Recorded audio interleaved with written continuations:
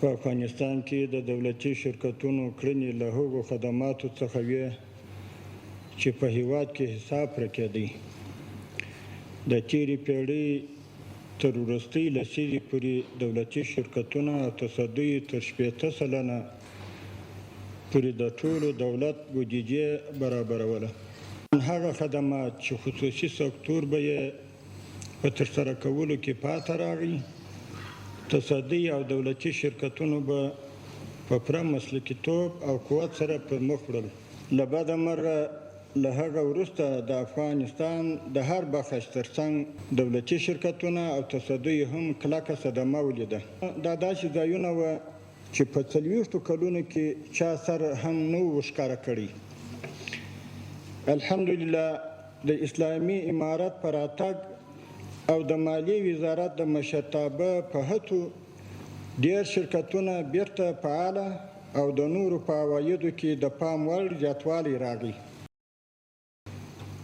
خو په تېر کې د شرکتونو د بحراني وضعیت یو عمده عامل د اشخاصو له لوري د شرکتونو مدیریت کول و چې له بده مرغه دغه ناوړه دود په تېرو 2 کلونو کې نور هم عام شوی و.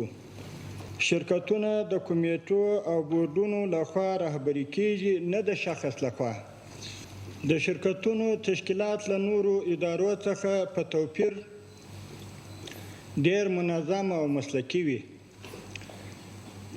صلاحیتونه پکې واضح، کاري پروسې لنډې او د کاري تداخل مخنیوی پکې شوی وي.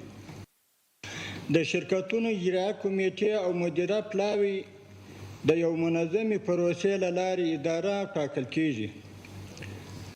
شرکتونه منظم او مسلکي تجارتي، مالی، تدارکاتي او عملیاتي پلانونه لري چې د اجرایه کمیټې لخوا جوړیږي او د مسلکي مدیره پلاوي لخوا منظوریږي. دولتي شرکتونه د خصوصي سکتور سره د سالم رقابت، د احتکار د مخنیوي، د سالمو خدماتو د وړاندې کولو او د دولت له بودیجې سره د مرستې کولو په مخه رامنځته کیږي.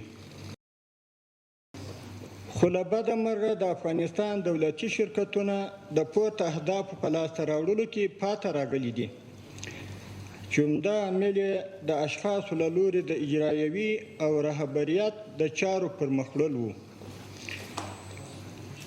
د دولتي شرکتونو د مستقلې ادارې له رامنځته کولو د مشرتابه له لوري یو مدبرانه تصمیم دی، خو مسؤلیت یې دلته نه تمامیږي، بلکې د دې پریکړې مؤثریت به هغه وخت لا ښه ثابت شي کله چې یې د رهبریت لپاره هم مناسب او مدبر شخص وټاکل شي.